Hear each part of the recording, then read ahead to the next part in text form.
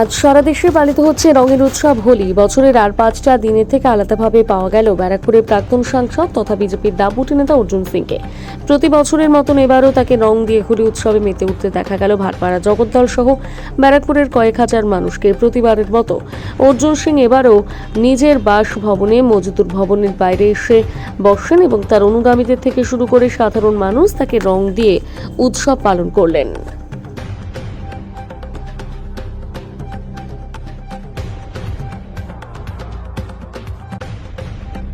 পালন করেন এই বিস্তীর্ণ অঞ্চলের মানুষের সাথে। এবছর অন্যতা দেখা গেল না, হাজার হাজার মানুষ আসছে আপনার কাছে। এটা আমাদের পরিবারের পরম্পরা আছে। আমরা সবসময় বাবা ছিলেন তখনও এখানে বসতেন, আমরা আছি, আমরাও করি।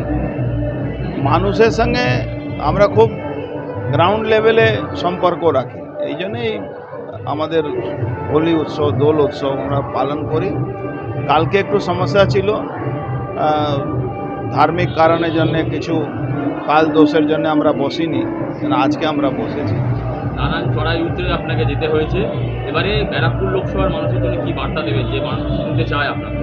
দেখুন, ব্যারাকপুরে মানুষ, তার সঙ্গে সঙ্গে বাংলার মানুষ মন অস্থির করে নিয়েছে কি এই দুর্নীতিগ্রস্ত সরকার,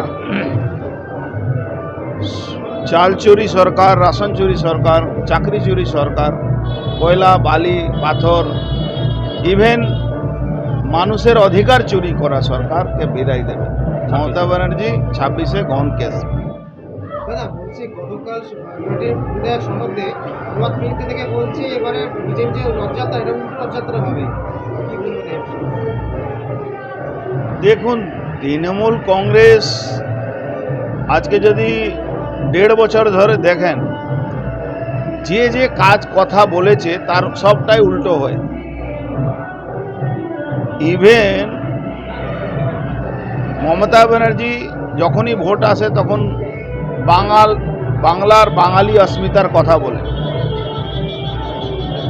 উনার একটা ফ্রন্টাল অর্গানাইজেশন আছে বাংলা পক্ষে, সে ঘুরে ঘুরে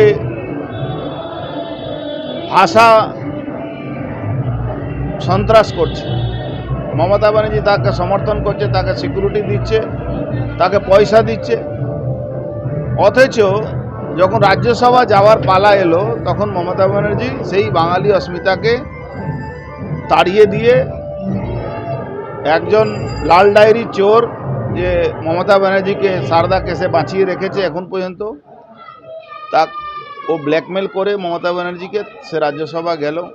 আর একজন যে অভয়াকে খুন করেছিল তার পক্ষে হয়ে, সরকারের পক্ষে হয়ে শেষ কোর্টে সওয়াল করছে, তাকে রাজ্যসভা পাঠানো হয়েছে। তিনি খুব সম্ভব এই দেশে নাগরিকও নয়, উনি ইলিগালভাবে নাগরিক হয়ে বসে আছেন। উনি নাকি একটু বড় অ্যাডভোকেট। তো মমতা ব্যানার্জি যে কথা বলেন সে কথাটা সঠিক হয় না, সবটাই উল্টো হয়। এটা আগামী দিনও আপনি দেখতে পারবেন। শেষ একটা প্রশ্ন করবো, যে তৃণমূলের সর্বস্তরের মানুষ আপনাকে বারংবার নিশানা করে। 2026-এর নির্বাচনে কি ব্যারাকপুর লোকসভায় আপনার সাথে কি লড়াই হবে তৃণমূলের? এই ব্যারাকপুরে সবসময় আমার সঙ্গেই লড়াই হয়, তৃণমূলে কোনো নতুন জিনিস নয়।